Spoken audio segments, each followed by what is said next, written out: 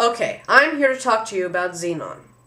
Xenon, and forgive me for saying this in advance, but Xenon is a very interesting element. And I know I've said this a lot in a lot of my videos, but really, it is a very interesting element.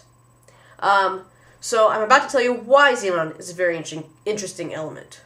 Xenon is the heaviest non-radioactive noble gas. Now, the fact that it's non-radioactive means that it's fairly safe and easy to handle and do experiments on. And as to the noble gas part, well, the noble gases are these elements. They're these gases at the far right-hand side of the periodic table, and they have their valence shells full. So they basically are satisfied elements and usually do not make compounds. Now, the thing about xenon is that it was the first noble gas being caught making compounds with other elements. So Neil Bartlett first discovered this, and here is how it happened. He had this compound, platinum hexafluoride, which was a very strong oxidizer. And he noticed that it could actually oxidize oxygen, which is very hard to do. He then noticed that xenon actually has about the same ionization energy, which is the amount of energy it actually takes to kick out a electron on one of the valence electrons from the atom, as oxygen. It has similar ionization energy as oxygen. So he decided to try it with xenon and try to make a compound with xenon. Turned out that it worked. A gas turned into a solid, and he originally thought it was xenon hexafluoroplatinate, which sounds pretty complicated. It turned out even more complicated than that, with different parts and stuff. But he successfully made a compound with xenon.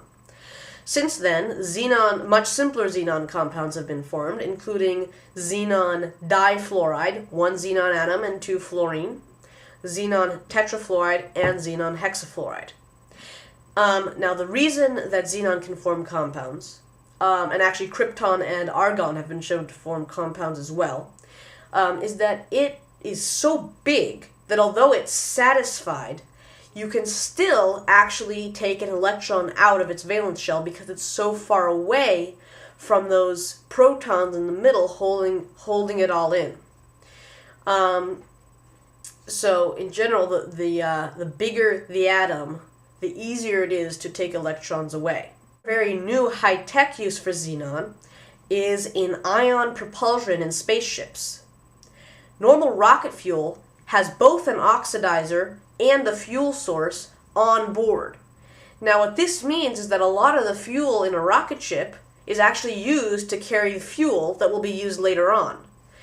Approximately 95% of the fuel on the Saturn V rocket was used to carry more fuel. So a big breakthrough would be to find a way to harness energy from the sun to power a spaceship in space.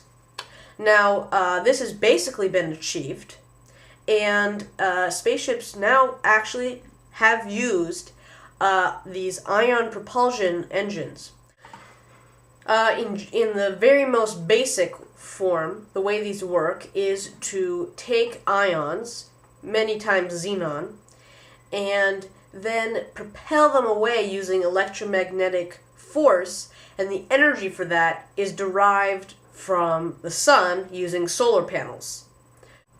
Okay, so now you might want to actually see a bit of this really cool element. Now the sad part is that xenon is a colorless and odorless gas. So I can't really show you xenon unless I was able to liquefy it, which I can't. So I will show you one of those xenon bulbs I was talking about. This is just a xenon flashlight bulb that I picked up at a local Ace Hardware. So there you go. If you look through the bulb, you are looking through xenon.